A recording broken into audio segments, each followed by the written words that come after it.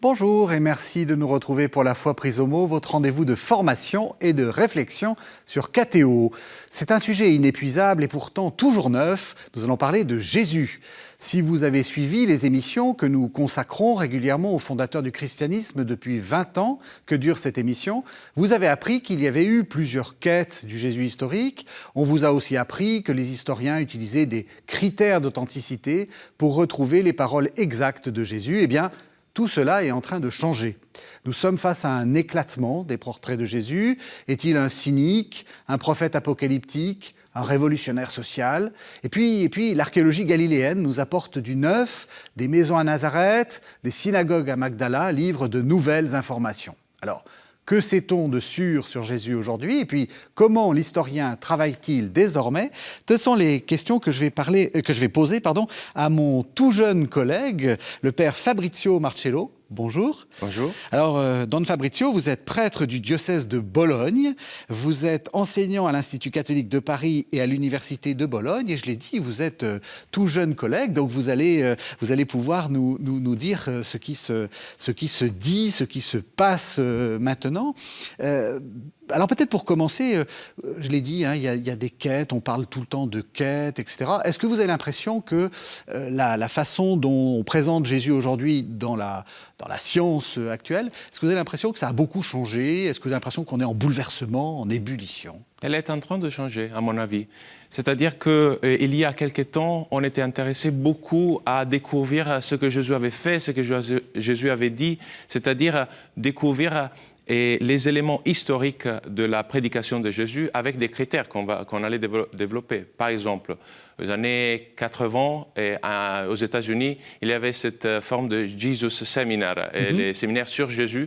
Il y avait un groupe des savants qui votaient chaque mot, chaque phrase de l'Évangile, et se disait peut-être cette phrase est plus historique qu'une autre. Et donc on cherchait vraiment de décortiquer l'Évangile pour découvrir l'historicité d'un passage. Alors à mon avis aujourd'hui, on n'est pas là-dessus, on est plutôt intéressé à découvrir la plausibilité du portrait de Jésus que chaque évangéliste donne. Donc on est un peu plus décalé sur les auteurs des évangiles qui ont leurs idées, leur culture. Ils nous donnent une image de Jésus qui est un témoignage très ancien du 1er siècle sur une figure qui est historique. Toutes les hypothèses mythiques, Jésus n'a jamais existé, n'existent plus. C'est ça, on est d'accord. Enfin, c'est pas une manière de revenir en arrière en disant tout ça c'est du mythe, c'est de... Absolument pas, oui. Non. Mais aujourd'hui, on comprend que Jésus est une figure historique, qu'il y a des portraits différents, et donc on garde toutes les différences pour avoir une image plus large et plus riche de la personne de Jésus. Et on regarde, par exemple, Marc, ce qu'il a écrit dans son évangile. Il a écrit un évangile qui à la fois a des éléments du judaïsme et à la fois des éléments, par exemple, de l'Empire romain. Et donc, mettre ensemble les données qu'on a à partir de l'histoire de l'archéologie qui nous donne une certaine connaissance de l'Empire romain et les informations qui viennent du judaïsme ancien nous aident à comprendre comment Marc a décrit le portrait de Jésus. Et là, c'est le défi de l'historien, c'est-à-dire voir la plausibilité de cet personnage, le Jésus caractéristique, les savants disent aujourd'hui, comme par exemple Dan ou bien d'autres, à partir des années 80. Donc, c'est ça l'intérêt, plus que savoir si Jésus a dit les premiers seront les derniers seront les premiers. On a un regard plus global sur les évangiles, les évangélistes et l'histoire des origines du christianisme. Est-ce que ça veut dire qu'on le réinsère beaucoup plus dans son époque et en particulier dans son caractère juif, enfin dans le fait que... Parce qu'il y avait un critère qui était très important à une certaine époque, c'était de dire la distinction avec le judaïsme. Si c'était vraiment pas juif, alors ça c'était sûr que c'était chrétien. Mais en fait, on est en train de revenir là-dessus, j'ai l'impression, non? Oui, c'est tout à fait vrai.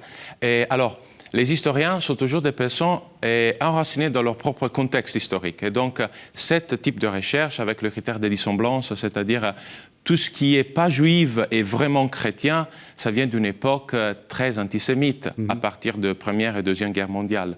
Aujourd'hui, on est conscient que Jésus est un juif. Jésus est un juif dans un contexte où il y a plusieurs judaïsmes. C'est-à-dire le premier siècle était pas il n'y avait pas seulement une forme de judaïsme dont Jésus était né, cultivé, etc. Il y a plusieurs formes de judaïsme. Alors ce qui est intéressant, c'est pas seulement se dire Jésus est un juif, mais aussi quelle forme de judaïsme Jésus a connu, suivi, développé et avancé. Et donc, par exemple, il y a des gens qui travaillent sur le judaïsme apocalyptique, et on sait que Jésus est aussi intéressé aux questions apocalyptiques. À la fin de chaque évangile, il y a un discours apocalyptique. Ou bien le Jésus énochien, c'est-à-dire le Jésus qui connaît certaines traditions que l'on trouve dans les textes d'Enoch, ce personnage de la Bible dont on a des ouvrages écrits au 1er siècle et qui font référence à lui comme le grand prophète de Dieu. Ou bien d'autres traditions, les pharisiens. Il y a une autre tradition, à mon avis, très intéressante, c'est la tradition d'un judaïsme plutôt populaire, plutôt répandu, qui est le judaïsme des synagogues, le judaïsme de la synagogue. Là-dessus, on n'a pas beaucoup d'informations parce qu'il n'y a pas trop de textes qui nous parlent du judaïsme comme il était pratiqué par les gens, mais on sait par exemple qu'ils étaient très rattachés à les formes de pureté rituelle, parce qu'on a pas mal de mikvaot en Israël, c'est-à-dire ce bassin plein d'eau pour se purifier les mains, les pieds, le corps, avant de rentrer dans la synagogue, ou bien avant de manger, par exemple. Et donc, on est sûr que Jésus connaissait cette forme de judaïsme très rattachée à les formes de purification, ou le rituel de purification dans toute forme de contexte. C'est intéressant parce qu'on va revenir sur la question de l'archéologie qui tout d'un coup fait une sorte de spectaculaire comeback. Enfin, vous travaillez là-dessus. C'est vrai que moi, quand j'ai fait mes études, on me disait, bon, bah, ça y est, l'archéologie biblique a donné tout ce qu'elle avait à donner parce que on a tout fouillé et puis on voit au contraire que c'est en train de repartir de manière assez fulgurante d'ailleurs.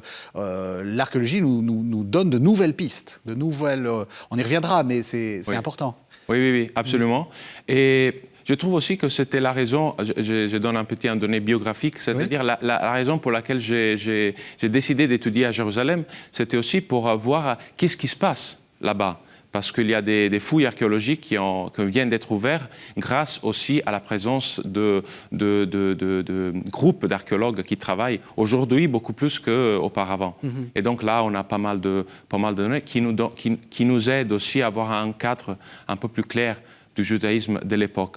Parce qu'on n'a pas beaucoup de textes et nos images du judaïsme jusqu'aux années 80-90 étaient beaucoup dépendant des sources rabbiniques. Alors, les sources rabbiniques talmudiques sont importantes, mais sont du 3e, 4e siècle. Alors, il y a un décalage d'au moins 3 siècles, 300 ans, c'est beaucoup. C'est comme si aujourd'hui, on étudie un sujet, on utilise des sources d'aujourd'hui pour un sujet de 1700. Alors, peut-être oui, il y a des traditions, il y a des idées qui sont partagées, mais il y a aussi un changement. Clairement. Il y a 300 ans. C'est l'occasion peut-être de redire que c'est ce que dit d'ailleurs le patriarche latin de Jérusalem. On est à quelques semaines de Noël. Il faut aller en Terre Sainte, il faut soutenir, ne serait-ce que pour aller voir les choses. Enfin, c'est très important de continuer à aller en Terre Sainte. Comment est-ce que vous voyez un peu justement le travail de ces évangélistes? Est-ce que là, les choses ont aussi changé? Parce que si vous dites on ne prend pas en note, en sténographie, les paroles de Jésus, parce que c'est vrai, il y a eu des moments où on avait l'impression que les exégètes voulaient savoir au mot près s'il avait été prononcé par Jésus ou pas. Vous voyez ça comment maintenant? Comment est-ce que c'est... Est-ce qu'il y avait quand même des gens qui prenaient par écrit? Est-ce que c'est tout de la mémoire, de la mémoire sans le support de l'écrit? Comment vous voyez? À mon avis, je crois que souvent, on exagère aussi les capacités de mémoire des anciens. C'est-à-dire qu'ils avaient une grande mémoire, et ils tenaient tout par cœur. Peut-être non. Mais en même temps, ils ne prenaient pas des notes quand Jésus parlait. À mon avis, Jésus faisait et disait des choses très importantes et les gens qui étaient engagés avec lui, ils avaient tout l'intérêt à garder ces paroles et ces actions parce qu'ils leur étaient importants, pour quelques raisons. Et donc, à fur et à mesure, les années, ils ont décidé de garder une mémoire et ils ont transmis aux autres. Et donc, il y a des groupes, pas des individus, des groupes qui témoignent ce qu'ils ont vu, ce qu'ils ont expérimenté avec Jésus, et le témoin à un groupe, c'est-à-dire la forme embryonale de l'Église. Et donc, ils témoignent cette parole et cette action de Jésus. Et après, il y a quelqu'un qui dit, bon, il faut l'écrire, il faut le mettre à l'écrit. Et donc, il y a des premiers recueils. Je pense que le premier recueil, c'est le recueil de la Passion. Et donc, Marc nous montre qu'il y avait un texte à la base, bien avant que Marc. Ouais. Et donc, on est à peu près les années 50. Ça veut dire 30 ans, 20 ans après la mort de Jésus. Et après, il y a Marc qui rajoute des choses. Il rajoute le ministère public de Jésus. Et après, il y a d'autres, pas seulement Luc et Marc, mais aussi d'autres sources. Aujourd'hui, par exemple, je vous donne un exemple de quelque chose qui change. Et jusqu'aujourd'hui, les chercheurs utilisaient l'hypothèse Q, c'est-à-dire quelle, en allemand ça veut dire source, c'est pas très original mais bon, c'est source, pour expliquer les rapports entre les évangélistes, Luc et Matthieu. Luc et Matthieu, ils connaissaient Marc, ils connaissaient cette Q, cette source qui avait des mots, des paroles de Jésus. Ils ont utilisé les deux pour faire leur texte. Alors, jusqu'aujourd'hui, et moi aussi je pense que c'est une bonne hypothèse, c'est l'hypothèse de deux sources. Jusqu'aujourd'hui, on utilise ces deux hypothèses. Oui. Mais il y a beaucoup de chercheurs qui disent de plus en plus, peut-être la source n'a jamais existé, comme on n'a pas des textes qui nous témoignent. Jamais trouvé. Jamais trouvé. Oui. Et peut-être en fait que Marc a été réécrit par Matthieu, Matthieu a été réécrit par Luc, Luc a été réécrit par Jean. Et donc, il y a un processus de réécriture, de rélecture et de réécriture des évangiles. Alors, moi, je pense que c'est un peu trop dire ça, mais de toute façon, il y a plusieurs hypothèses qui bougent à ce moment pour expliquer, en fait, un donné qui est unique dans l'histoire. 3 récits qui partent de la même histoire, mais avec des petites variances qui est difficile à expliquer d'une manière ou l'autre. C'est intéressant parce que ça dit à la fois la relative fiabilité, parce que le fait qu'on dise qu'il n'y ait qu'un seul personnage à l'origine de l'Évangile, ça laisse toujours un peu planer le doute qu'il pourrait avoir inventé. Là, il y a une sorte de contrôle collectif en fait, de la mémoire, et en même temps, il y a l'effet de groupe, c'est-à-dire que de temps en temps, un groupe comprend un événement d'une manière, et puis un autre groupe le comprend d'une autre manière, parce qu'il vit dans d'autres... Donc c'est intéressant, on voit bien dans ce que vous dites que ça permet à la fois d'avoir le côté très fiable, historiquement, mais aussi les variations. Oui.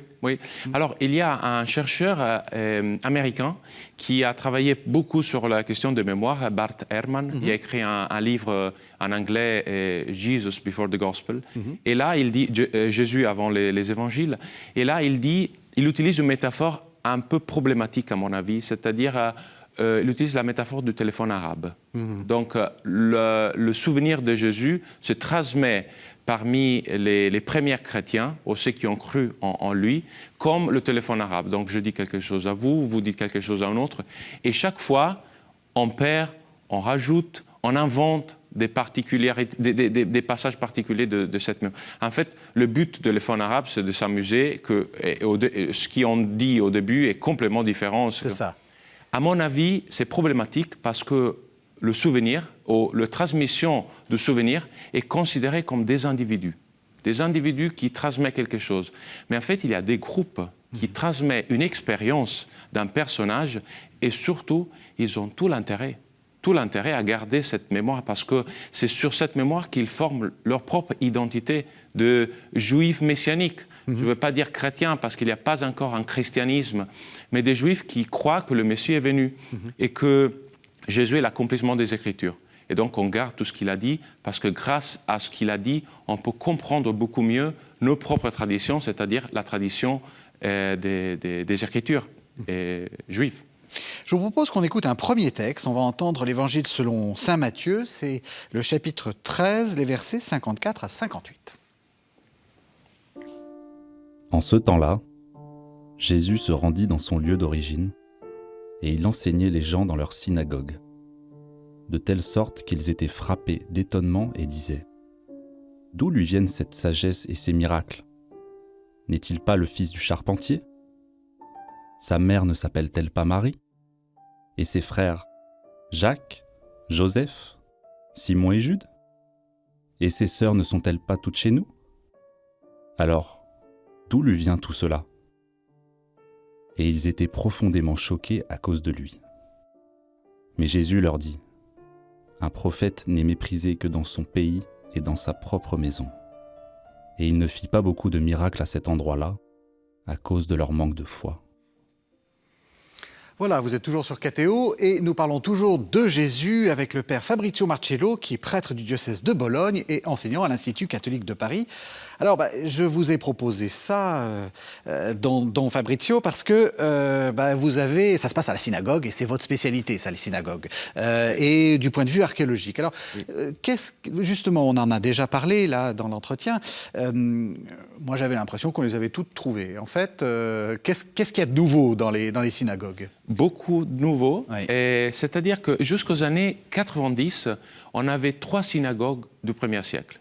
Alors les chercheurs, surtout ceux qui étaient intéressés aux évangiles, ils se disaient pourquoi les évangiles parlent souvent des synagogues alors qu'on n'a pas de synagogue, on n'a pas trouvé des synagogues dans les fouilles archéologiques. Et donc ils se disaient, chaque fois qu'on lit dans les évangiles le mot synagogué en grec, c'est-à-dire synagogue, ce n'est pas un bâtiment, c'est un rassemblement. Assemblée. On traduisait par assemblée. Exactement. Alors, à partir des années 90, surtout à cause ou grâce à l'intérêt des antiquités juives, des antiquités d'Israël, c'est-à-dire le groupe d'archéologues qui fait partie du gouvernement d'Israël, ils ont commencé à fouiller un peu partout, en Galilée et au Golan, c'est-à-dire le nord au-dessus du lac de Galilée, et en Judée. Ils ont découvert des synagogues du 1er siècle, au moins 9 ou 10. Il y en a une, par exemple, qui a été découverte en 2022 à Magdala, une deuxième. Donc, il y a beaucoup de synagogues qui viennent d'être découvertes. Et on voit qu'il y a un schéma typique des synagogues du 1er siècle. Un schéma qui nous aide à imaginer, en fait, un passage comme Matthieu 13, par exemple, ce qu'on a lu, ou Luc 4, Jésus à Nazareth, dans la synagogue, qui lit Isaïe et qui prêche et qui dit les Écritures se sont achevées. C'est un bâtiment avec un espace central. Parce qu'attendez, quand on rentre dans une synagogue, là actuellement, je rentre dans n'importe quelle synagogue juive, je rentre, ça ressemble un peu à une église parce qu'il y a des bancs comme ça, il y a une estrade où souvent on proclame la Torah, et puis il y a une armoire à Torah. Oui. Voilà, ça ressemble à peu près à ça, une synagogue. Oui. Mais... Je ne sais pas si j'oublie quelque chose, mais je crois que c'est ça. Oui. Alors, oui. Est-ce que ça ressemble à ça à l'époque? Absolument pas, non. Oui. Parce que ça, c'est une structure qui s'est développée à la période byzantine. Donc 3e, 4e, 5e siècle. Par rapport aux églises. Parce qu'en même temps, en Palestine, il y avait des églises. Et donc, on voit que la structure des églises byzantines est presque pareille aux structures des synagogues de l'époque. Mais au 1er siècle, il n'y avait pas d'église, il y avait une structure différente des synagogues, aussi une forme différente du judaïsme. Alors, il n'y avait pas des banques comme dans les églises aujourd'hui, il n'y avait pas l'armoire de la Torah. C'était un espace carré avec un centre très délimité, avec des pierres qui délimitaient un espace central. Après, il y avait des bancs autour, 3 ou 4 côtés du carré. Il y avait aussi des portes autour pour entrer, bien sûr, pour bouger à l'intérieur de la synagogue. L'espace qui était très important, et c'est différent par exemple à l'église ou à la synagogue du 3e ou 4e siècle, l'espace n'était pas orienté. L'espace n'était pas orienté à Jérusalem ou à l'est. L'espace n'avait pas d'orientation, tout était vers le centre. Pourquoi? Parce que tout se passait au centre. La synagogue était l'espace où on lisait l'écriture, bien sûr, le Shabbat, le samedi, c'était un moment religieux, c'était le centre de la pratique religieuse d'Israël, mais il y avait beaucoup de choses à côté. Il y avait par exemple des réunions qui étaient faites où on décidait par exemple le maire du village. Donc c'était vraiment un espace civique, un espace qui était pour l'assemblée pas seulement l'assemblée religieuse, mais aussi l'assemblée, c'est-à-dire les membres du village. Donc nous, aujourd'hui, on coupe en deux les aspects religieux et les aspects profanes ou les aspects plutôt civiques. Mais à l'époque, c'était tout ensemble. Ouais. Et donc la synagogue est vraiment le centre de la vie religieuse et civique publique d'un village en Galilée. Alors du coup, j'ai une question, je fais un peu l'avocat du diable. Quand vous tombez sur une synagogue, comment vous la reconnaissez? Parce que, vous voyez, une pièce carrée avec un petit truc au milieu, ça pourrait être plein d'autres choses. Alors, il y a les banques, Oui. les banques toujours. Il y a des colonnes qui sont autour. Et après, je donne un exemple, Magdala. Magdala est un exemple très clair parce qu'il y a des mosaïques qui nous aident à comprendre qu'il était un espace sacré. Oui. Parfois, on n'a pas ça. Mais si on regarde, par exemple, un autre exemple très intéressant, c'est Gamla, au nord, au Golan. C'est à peu près la fin du 1er siècle avant Jésus-Christ et le bâtiment va être détruit à la fin du 1er siècle. On a une structure très claire avec un espace central, des banques, des colonnes et aussi l'importance du lieu dans la ville, c'est-à-dire c'est au centre de la ville. Et donc c'est un bâtiment avec peut-être parfois des tuiles aussi, donc c'est un bâtiment important, ce n'est pas une maison privée, qui devient l'espace de la communauté. Et là aussi, on lit les textes. Sur les aspects religieux, c'est-à-dire les aspects liturgiques des synagogues, on n'a pas trop d'informations pour le 1er siècle. Donc, ce qu'on fait, on utilise par exemple les sources rabbiniques pour dire peut-être quelque chose de pareil se passait aussi à la synagogue du 1er siècle. Ce qu'on est sûr, on est sûr qu'il y avait la lecture de la Torah, de la loi et des prophètes. On avait la charité qui était gérée dans par les chefs de la synagogue pour les villageoises, où il y avait d'autres formes, comme par exemple des formes de prière, mais on ne sait pas trop.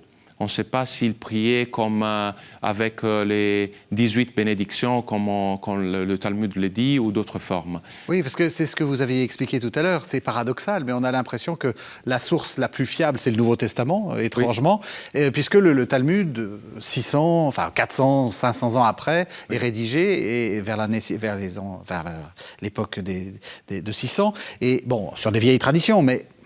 Comment savoir? Oui. Ouais. Alors, à mon avis, il y a un autre problème qui est important pour comprendre les synagogues du Nouveau Testament, c'est-à-dire, est-ce que c'était un espace sacré ou non? Alors, à mon avis, c'était un espace sacré, mais d'une sacralité éphémère. C'est-à-dire qu'il devenait sacré surtout le Shabbat et les fêtes. Pour les Shabbats et les fêtes, il devenait un espace important avec une sacralité reconnue par l'Assemblée. Et là, on priait, on louait le Dieu d'Israël, on lisait la Torah. Et Jésus, chaque fois qu'il rentre dans une synagogue, est toujours le Shabbat. Oui. Il rentre jamais à la synagogue le mardi ou un autre jour de la semaine. Et ça, c'est intéressant. Ça veut dire que ce qui l'intéresse est surtout l'aspect liturgique et religieux. Pourquoi il rentre en synagogue le Shabbat? Parce qu'il apporte une lecture nouvelle de la Torah, mais aussi il apporte une nouvelle forme de vie synagogale et donc de judaïsme synagogal, c'est-à-dire un judaïsme synagogal qui doit reconnaître qu'il y a un Messie. Et donc ça va changer tout, ça va changer nos propres compréhensions de la Torah et des prophètes. Et le fait qu'il soit fait dans une synagogue, ça nous dit aussi d'un intérêt un peu public de Jésus, c'est-à-dire bien sûr, il parle avec les individus dans les évangiles, les riches, les pharisiens, etc.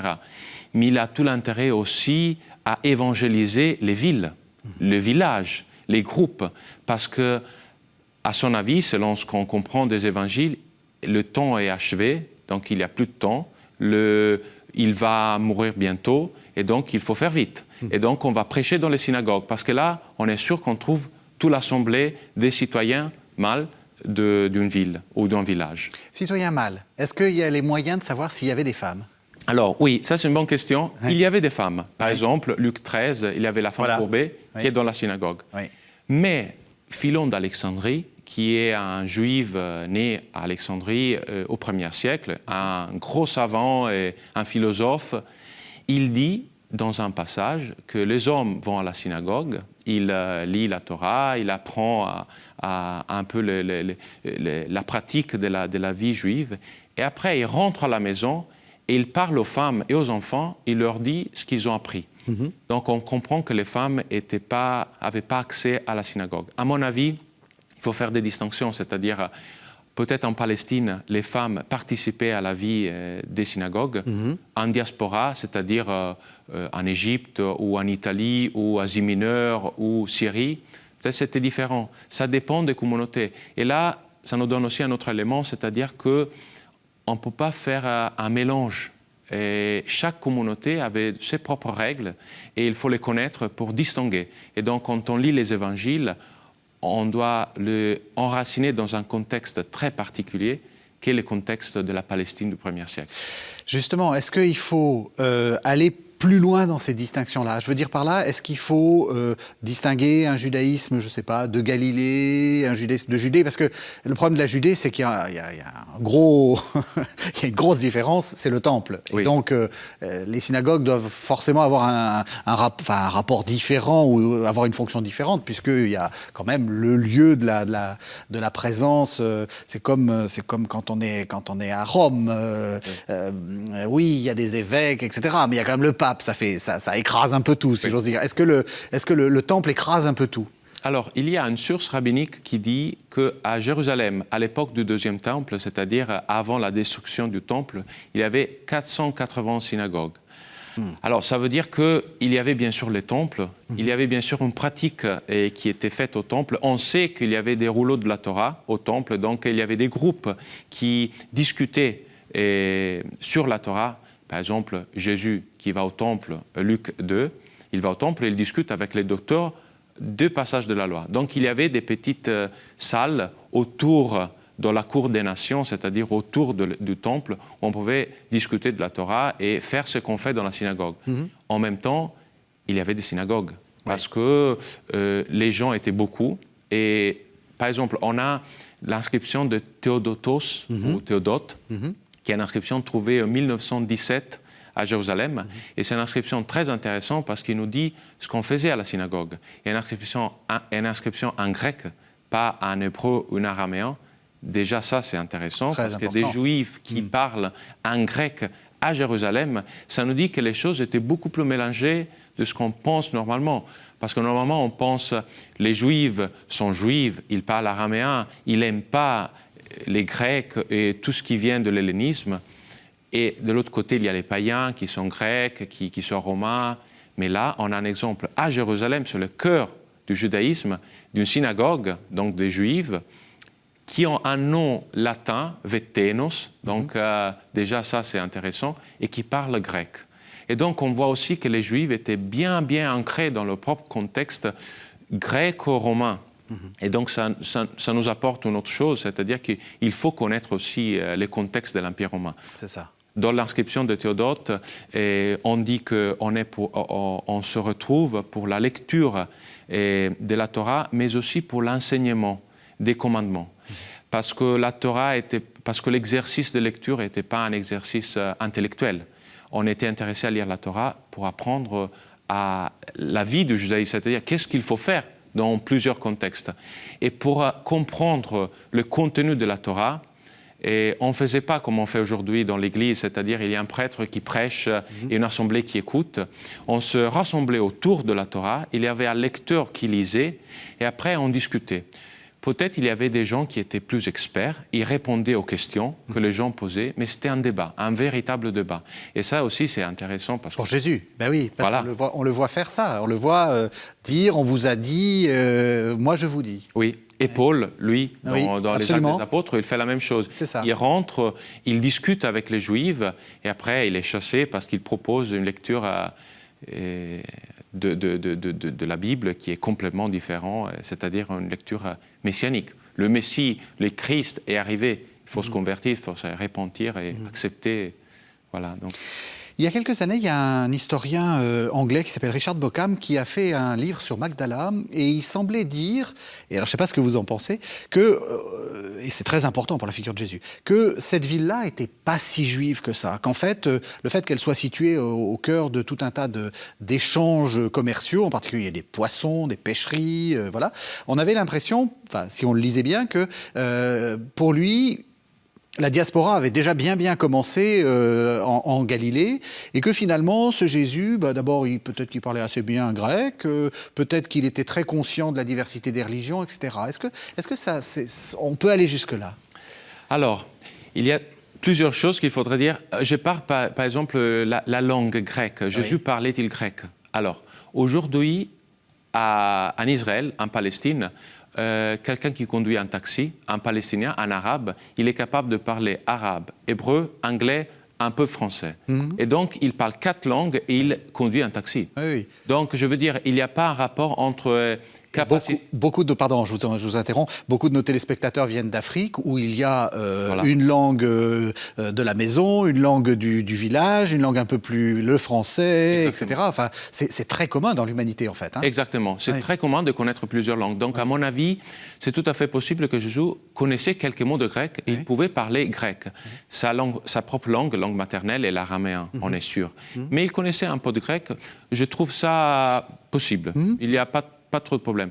Par contre, Magdala était une ville hellénisée. Je ne sais pas, je ne suis pas trop sûr. Alors, il y a 2 synagogues à Magdala. Alors, 2 synagogues dans un village qui est grand, 200 mètres carrés, je ne sais pas, et beaucoup. Ça veut dire qu'il y avait beaucoup de Juifs à l'époque. Surtout qu'il y a eu des fouilles archéologiques, à mon avis, très intéressantes, faites en Galilée du Sud.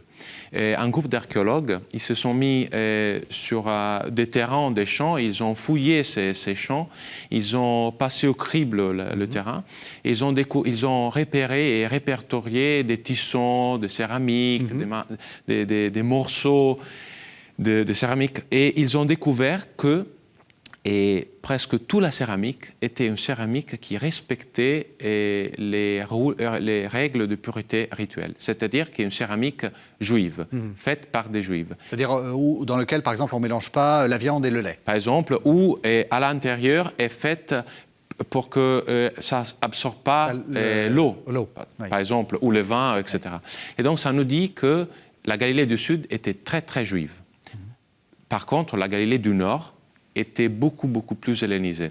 Donc il faut vraiment distinguer. Alors Magdala est un centre important aussi de pêcheurs, etc. Donc peut-être il y avait beaucoup de gens qui étaient hellénisés. Oui, il y avait aussi une place où il y avait le agoranomos, c'est-à-dire celui qui décide le prix du poisson. Et ça, c'est une institution typiquement hellénistique. Donc oui, peut-être Jésus était en contact avec pas mal de gens qui n'étaient pas juifs. En même temps, les évangiles nous parlent tout le temps que Jésus sort de la Galilée, il va dans la Décapole. C'est ça, donc c'est le nord, hein, c'est les villes il passe par le nord. Qui sont totalement hellénisées. Là. Exactement, exactement. Et donc voilà, oui. Donc l'idée, effectivement, ça ressemble un peu à ce que disaient les deux, le pape François et le pape Léon. C'est l'idée que l'Église en sortie vers les nations, c'est tout à fait, ça commence déjà avec Jésus. Lui-même est déjà en mission en réalité, hors du judaïsme. Et je dirais aussi que même le judaïsme est déjà hors du judaïsme. Ça, absolument. Parce que Jésus est un juif, il va dans les synagogues, et même les synagogues de Galilée, ils avaient une partie de membres de la synagogue qui n'étaient pas juifs, mais qui étaient intéressés au judaïsme, ce qu'on appelle les craignants Dieu, qui n'étaient pas juifs et pas de circoncision, mais ils étaient intéressés au Dieu d'Israël. Et ils étaient accueillis dans la synagogue. Donc il y a déjà, on ne peut pas parler de mission. Je ne suis pas sûr qu'on puisse parler de mission parmi les Juifs, mais sûrement, ils accueillaient des gens qui n'étaient pas des Juifs. Et donc, on voit que Jésus apprend des choses de sa pratique, de sa propre religion. Il les développe d'une manière originale et différente aussi, parce qu'il pousse beaucoup. À Luc 4, quand Jésus est à Nazareth, il pousse les gens à accueillir des gens qui ne viennent pas d'Israël, comme Élie et Élisée. Et donc, les habitants de Nazareth, ils se fâchent, et ils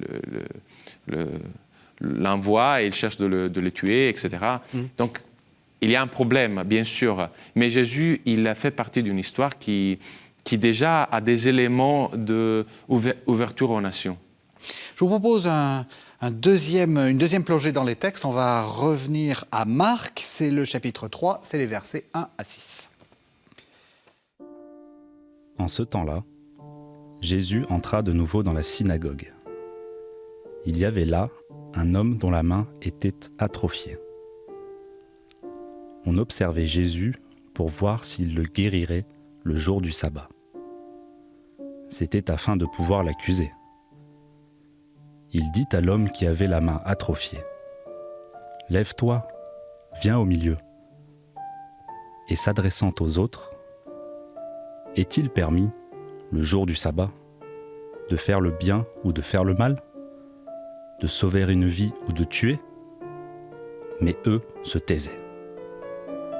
Alors, promenant sur eux un regard de colère, navré de l'endurcissement de leur cœur, il dit à l'homme : « Étends la main. » Il l'étendit, et sa main redevint normale.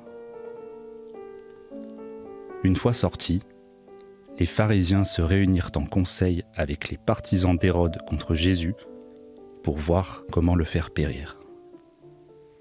Voilà, vous êtes bien sur KTO, nous parlons toujours de Jésus avec le père Fabrizio Marcello et nous venons d'entendre l'évangile de Marc. Alors, vous avez commencé à nous dire qu'on remettait Jésus dans le contexte du judaïsme, mais est-ce qu'on peut faire la même chose pour les différents évangiles ? Est-ce que vous avez commencé un peu à le dire, Marc, c'est un peu de judaïsme et un peu d'empire romain et d'hellénisme.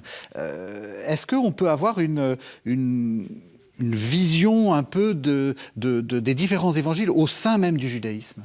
Oui, aujourd'hui, beaucoup de chercheurs disent que Marc était un juif, Matthieu était un juif, Luc était un juif, Jean, bien sûr, était un juif. Et donc, les auteurs des évangiles sont des juifs, ne sont pas des païens qui ont accepté l'évangile et ils ont écrit des textes. Surtout parce que c'est difficile à penser qu'au 1er siècle, et les auteurs des évangiles, donc des personnes qui sont considérées comme importantes dans la communauté, soient des païens. Oui. Parce que le christianisme, jusqu'à la fin du 1er siècle, est surtout un judéo-christianisme, où les juifs sont beaucoup plus importants, beaucoup plus de poids que les païens. Par exemple, on lit Acte 15, il y a tout le problème avec les païens et les Juifs n'aiment pas beaucoup cette présence, ils sont un peu dérangés et donc ils disent il faut la circoncision aussi pour eux. Donc on voit que les Juifs, dans le mouvement des chrétiens, dans le mouvement de ceux qui suivaient Jésus, ils avaient beaucoup de pouvoir, beaucoup de poids et donc parmi eux, il y a aussi les évangélistes. Et donc à mon avis, et je suis d'accord avec ceux qui disent il faut lire Marc within Judaism, c'est surtout américain, oui, donc à l'intérieur du judaïsme. Il faut lire Luc à l'intérieur du judaïsme. Surtout Luc est intéressant parce que jusqu'à hier, non, je veux dire jusqu'à il y a quelques années, oui, on disait que Luc était un païen et qu'il y a un évangile très ouvert aux nations. Mais en fait, il y a déjà un biais un peu anti-juif, c'est-à-dire pourquoi pas penser qu'un juif soit ouvert aux nations comme Luc. Oui. Et on voit surtout que Luc, il a une connaissance très fine des synagogues par rapport à Marc ou à Matthieu. Matthieu, bien sûr, déjà les pères de l'Église le disaient qu'il avait écrit un évangile en araméen. Et Marc aussi, la tradition le fait disciple de Pierre. Donc peut-être que oui, et les auteurs étaient des Juifs. À mon avis, c'est intéressant de lire avec cette perspective les évangiles et les évangélistes, bien ancrés dans un judaïsme qui n'est pas détaché de l'Empire romain et du contexte hellénistique, mais bien ancré, bien mélangé. Ils sont des Juifs qui écrivent en grec. Et donc, ils ont les deux éléments à la fois pour décrire un message qui est pour les Juifs et pour les païens. Alors on va essayer aussi d'ancrer Jésus dans ce monde-là. On dit souvent qu'il est le fils du charpentier, tectone, celui qui fait des toits, et celui qui couvre. Est-ce que ça dit quelque chose ? Est-ce qu'on a une idée de ce que faisait Jésus avant de se révéler le Messie ? Enfin, est-ce qu'on peut reconstruire cet environnement ? Oui. Alors, tecton, c'est un mot intéressant et qu'on trouve dans des sources en grec de la même époque en Égypte. Alors, il faut savoir que l'Égypte est presque tout désert et donc grâce au climat de l'Égypte, beaucoup de papyrus se sont gardés le long des années et des papyrus de 1er, 2e, 3e siècle de notre ère, écrits en grec. Oui. à l'époque, Égypte et Palestine étaient comme aujourd'hui, très proches, mais aussi au niveau culturel.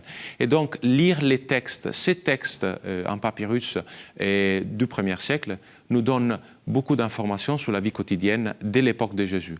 Parmi ces textes, on trouve, par exemple, des références aux tectones, c'est-à-dire ces formes de charpentiers. Et on sait qu'ils travaillaient ensemble avec d'autres ouvriers. Donc, ce n'est pas véritablement un menuisier, mais c'est plutôt quelqu'un qui travaille avec d'autres, par exemple, pour construire des bâtiments. Donc, il travaillait avec le bois, bien sûr, mais peut-être les portes, les fenêtres, on ne sait pas trop. Il gagnait suffisamment bien. On sait, par exemple, dans des textes, qu'il gagnait 2 fois un berger. Donc, on a une perspective. Oui, quand même. Peut-être que Joseph... On ne sait pas s'il était riche ou s'il était aisé, mais quand même, il faisait un travail qui lui apportait un peu d'argent. Et donc Jésus aussi, il avait un peu d'argent. Après, bien sûr, la première communauté garde beaucoup l'idée, l'importance, la valeur de la pauvreté. Mais Pierre aussi, Luc, chapitre 5, nous dit qu'il avait une petite entreprise. Oui, c'est parce ça. qu'il parle d'employés. Oui, oui. Donc, ce n'est pas une entreprise familiale, mais il y a d'autres qui travaillent pour lui. Oui. Et donc, Pierre, au moins, il a 2 ou 4 employés. Ça veut dire qu'il a une petite groupe de gens qui travaillent pour lui. Et Joseph aussi, vous l'imaginez un peu, ou même Jésus, s'il reprend l'entreprise paternelle, vous l'imaginez un peu en chef d'entreprise, avec des employés ou des... Mais pourquoi pas Pourquoi pas Oui. Joseph, pourquoi pas Jésus, il a travaillé avec lui. Après, il a décidé de quitter le travail pour se dédier à une forme différente de ministère. Mais vous voyez... Cette forme d'étude historique est beaucoup plus intéressante que décortiquer les textes et découvrir s'il a dit ça ou s'il a dit ça. C'est ça. Oui, parce que ça nous donne la possibilité d'imaginer ce qui est autour des évangiles. Et quand il prêche les paraboles, par exemple, il utilise des images tirées de la vie quotidienne. Et on a plein de textes qui nous parlent de la vie quotidienne. Donc connaître ces formes de textes nous aide à comprendre les métaphores que Jésus utilisait. Par exemple, la parabole de l'administrateur qui doit distribuer les grains ou le blé aux employés alors que le père, le chef d'entreprise est parti et il n'est pas là. Alors, Luc utilise un mot qu'on trouve dans ces papyrus. Et donc, on peut comprendre, par exemple, que souvent, il y avait des pétitions, c'est-à-dire des gens qui se plaignaient parce que celui qui était en charge de distribuer le blé, il ne le faisait pas. Parce qu'il avait des problèmes, ou il oubliait, ou il était ivre, ou il avait d'autres problèmes. Et donc, c'est exactement le contexte de la parabole que Jésus raconte. Utiliser les papyrus nous aide à comprendre ces petits éléments qui se sont perdus les longues... Est-ce que vous avez d'autres exemples? Parce que ça, c'est assez fascinant de voir la vie quotidienne. Moi, je trouve que c'est... Comme vous dites, ça permet... Enfin, on est dernier dimanche de l'Avent, en pleine incarnation. C'est très incarné, ça. Oui, absolument. Oui. Alors, il y a, par exemple... le dicton de Jésus, on ne peut pas suivre 2 maîtres. Voilà. Soit on suit l'un et on méprise l'autre, ou vice-versa. Alors, on sait, grâce à ces documents, qu'il y avait des esclaves qui avaient 2 maîtres.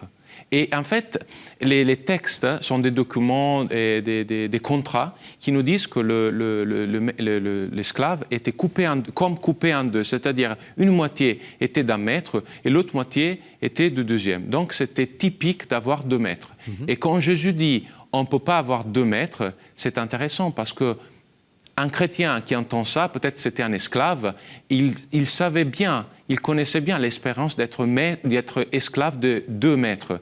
Alors il y a tous les problèmes qu'il faut se partager entre 2, et peut-être quelqu'un est jaloux de l'autre, donc c'est difficile. Alors quand Jésus dit ça, ça sonne d'une manière différente dans l'oreille d'un esclave, par exemple. Nous, aujourd'hui, dire qu'on ne peut pas être esclave de 2 maîtres, bien sûr, surtout, il n'y a plus d'esclavage, mais c'est difficile de penser qu'il y avait 2 maîtres. Alors, à l'époque, c'était tout à fait normal. Comment vous le voyez, Jésus, finalement? Est-ce que ce qui vous frappe le plus, c'est le côté faiseur de miracles? Est-ce que c'est très, très spécifique à Jésus?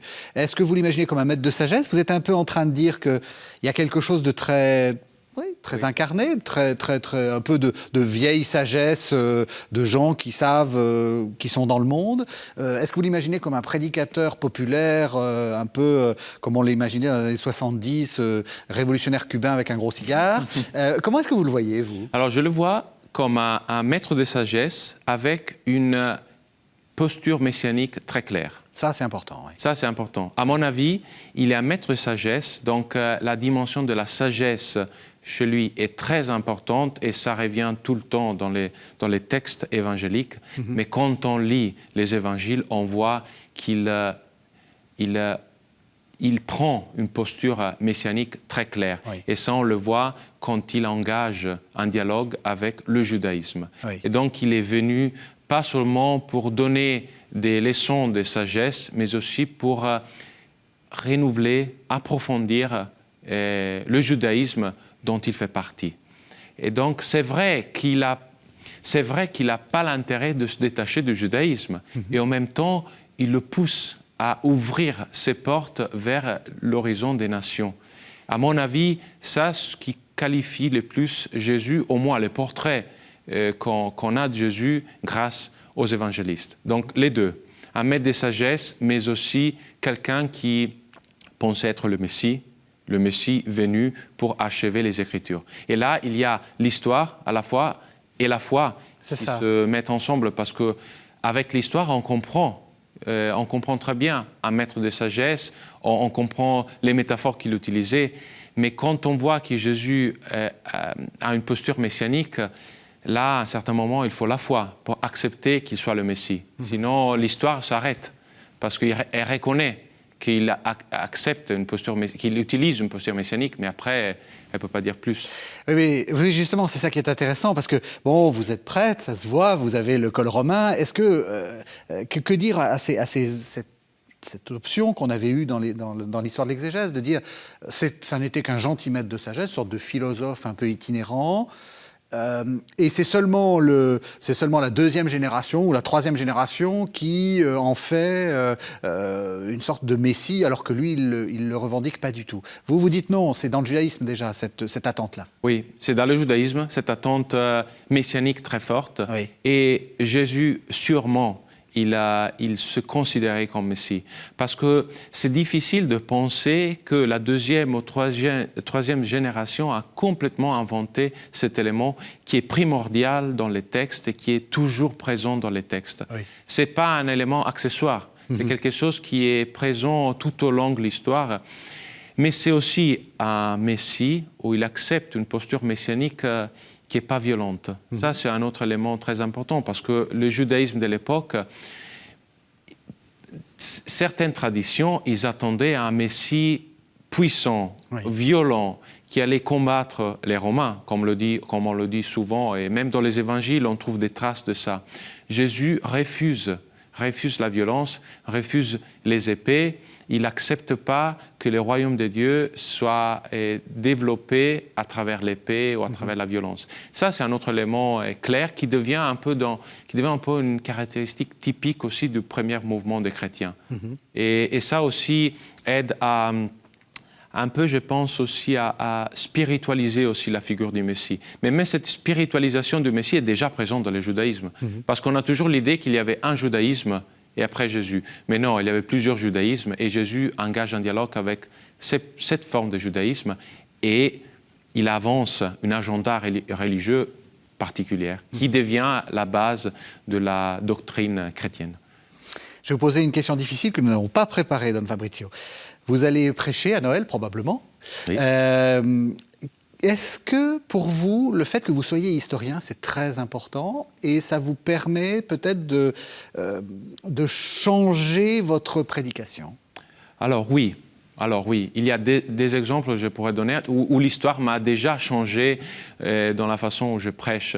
Et par exemple, j'ai parlé tout à l'heure de la Galilée qui est un espace juif. Alors souvent, j'entendais mes maîtres ou le curé de ma paroisse qui disaient la Galilée est l'espace des nations parce que Matthieu parle de la Galilée des nations.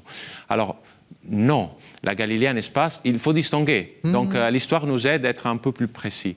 Mais en général, je dirais que Bah voilà, et il y a Noël, on va lire Jean chapitre 1, et donc il y a le verset 14, le logos, il a pris chair, le verbe a pris chair, et grâce à cette chair, on peut voir la gloire de Dieu. Alors la chair nous permet de voir la gloire. La chair, en fait, est un mot qui symboliquement représente tout le travail de l'exégète et de l'historien. Parce que la chair, ça nous donne quelque chose de très concret. Oui. C'est le Jésus de l'histoire. Et grâce à ce Jésus de l'histoire, on peut voir la gloire. Et donc, le travail de l'historien nous aide à percer un peu et ouvrir une perspective sur la gloire de Dieu. Et ça est l'engagement que je pense vraiment que la mission de l'historien, de l'exégète dans l'Église soit très importante parce que nous aide à tenir compte de la chair. Plus de chair, plus de gloire. Voilà. Et ben voilà un message tout à fait pour Noël. Je crois qu'on peut souhaiter joyeux Noël à tous nos téléspectateurs. Je crois que c'est tout à fait. Et vous nous avez aidé à comprendre un peu comment l'histoire peut aussi nous aider à comprendre le mystère de Noël. Merci infiniment. Merci d'avoir accepté ce challenge, d'avoir présenté Jésus actuellement. Merci de nous avoir suivis. Nous vous souhaitons, toute l'équipe qui m'aide à préparer cette émission et moi-même, nous vous souhaitons de très joyeuses fêtes de Noël. Vous savez que vous pouvez retrouver cette émission sur le site internet de la chaîne, www.ktotv.com. Vous pouvez aussi la voir grâce à l'application KTO. On se retrouve la semaine prochaine et encore une fois, de très belles fêtes de Noël.